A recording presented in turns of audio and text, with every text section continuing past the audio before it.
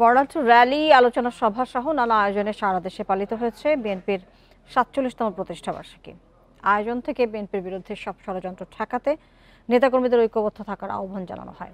সার্বভৌমত্ব রক্ষা ও বহুদলীয় গণতন্ত্রকে স্থায়ী রূপ দেওয়ার নীতিতে অঙ্গীকারাবদ্ধ হন নেতাকর্মীরা।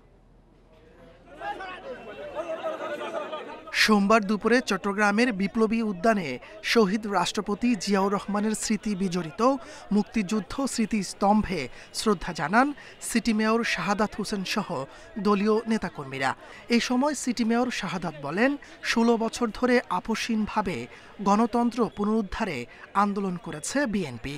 বাংলাদেশ জাতীয়তাবাদী দলকে আবারও বাংলাদেশের শাসন করার জন্য দায়িত্ব দেবে মানুষের মৌলিক অধিকার, গণতান্ত্রিক অধিকার যে দলটি বারবার রক্ষা করেছে।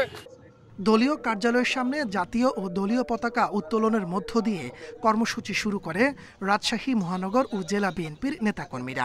পরে র্যালি ও পথসভার আয়োজন করে দলটি।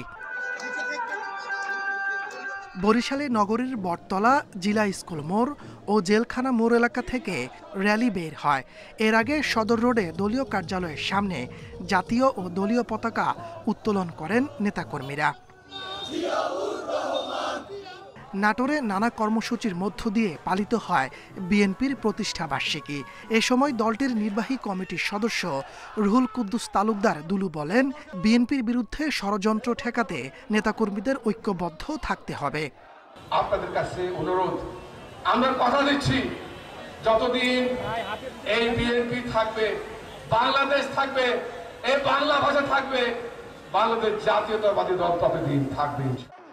এছাড়া খাগড়াছড়ি, জয়পুরহাট, কুমিল্লা, নওগাঁ, পিরোজপুর, সুনামগঞ্জ, টাঙ্গাইল, বরগুনা সহ বিভিন্ন জেলায় নানা আয়োজনে পালিত হয় বিএনপির প্রতিষ্ঠাবার্ষিকী। তাপস সরকার, ইন্ডিপেন্ডেন্ট নিউজ।